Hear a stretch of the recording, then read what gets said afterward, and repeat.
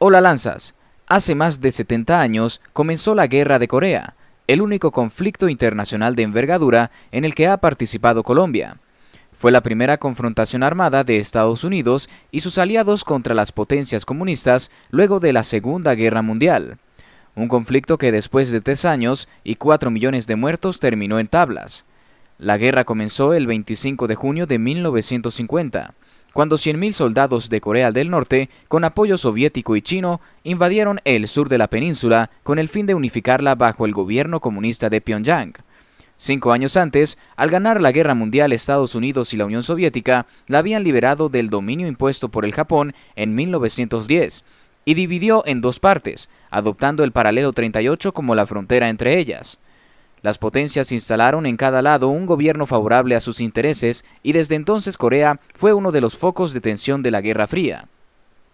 En el norte se instauró un gobierno comunista encabezado por Kim Il-sung, fundador de una dinastía que se prolonga hasta hoy con su nieto Kim Jong-un. Además del respaldo soviético, este gobierno recibió el de China tras el triunfo de la revolución de Mao Zedong a la fundación de la República Popular China en 1949. En el sur se estableció un régimen capitalista presidido por Syngman Rhee, un político conservador que tras la ocupación japonesa de Corea se exilió en China y Estados Unidos, donde ganó simpatías por su anticomunismo. Rhee gobernó durante 14 años con el apoyo de Washington, dimitió en 1960 ante la amenaza de una revolución, y después se sucedieron varios gobiernos civiles y militares mientras el país se convertía en una potencia económica. Las dos Coreas se trenzaron desde 1945 en una rivalidad por el dominio de la península, y esto dio lugar a continuas escaramuzas e incursiones de lado y lado. Cuando el norte invadió el sur, lo que era una sucesión de tensiones se volvió una guerra abierta. El día de la invasión del Consejo de Seguridad de las Naciones Unidas, a instancias de Estados Unidos, exigió a los invasores retroceder hasta el paralelo 38 y pidió a sus países miembros ayudar a Corea del Sur a rechazar la agresión. Así se organizó la intervención de la ONU, encabezada por Estados Unidos, y con fuerzas de otros 15 países, entre ellos Colombia, el único de América Latina. La decisión del presidente Laureano Gómez de enviar tropas a Corea no fue motivada solo por el llamado de la ONU. Elegido el 27 de noviembre de 1949 en unos comicios considerados ilegítimos por el Partido Liberal y enfrentado a los primeros brotes guerrilleros, requería el reconocimiento internacional y su entrada al conflicto le ofrecía la oportunidad de obtenerlo.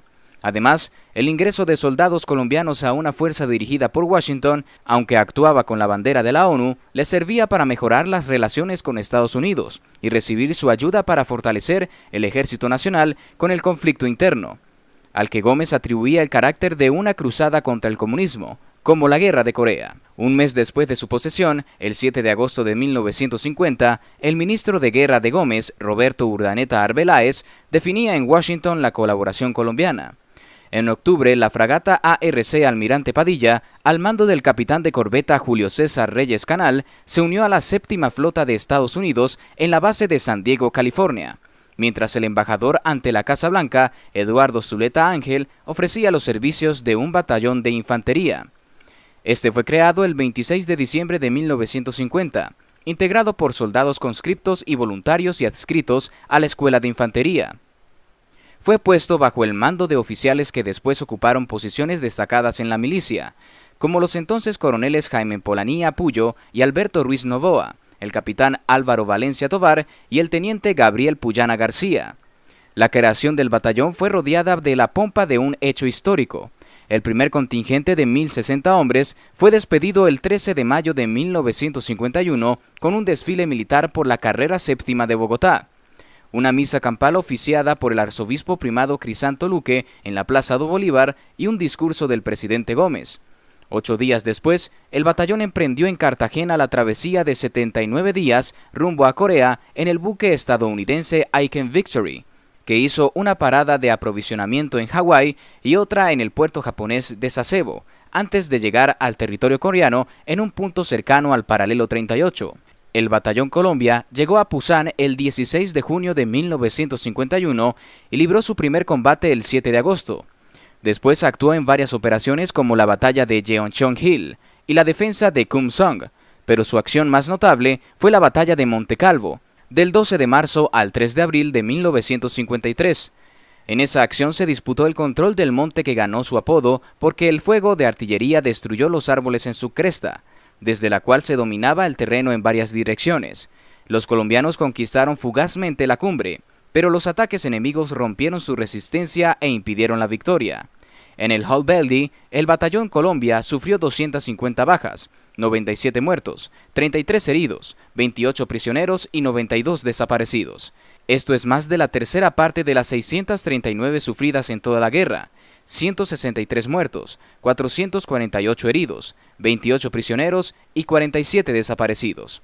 En cuanto a relevos, el número de combatientes llegó a 5.100, además de 300 marinos de las fragatas ARC Almirante Padilla, ARC Almirante Brión y ARC Capitán Tono. El batallón siguió en Corea un año y medio después del armisticio. A su regreso al país, el presidente ya no era Laureano Gómez, sino el general Gustavo Rojas Pinilla, quien le dio la bienvenida el 30 de noviembre de 1954. El batallón se desmovilizó el 23 de octubre de 1955. Cuando la guerra había terminado, un grupo de soldados de relevo del Batallón Colombia, concentrados en el cantón norte de Bogotá, protagonizó un episodio que empañó la imagen del ejército y marcó el principio del derrumbe del gobierno militar antes de cumplir su primer año.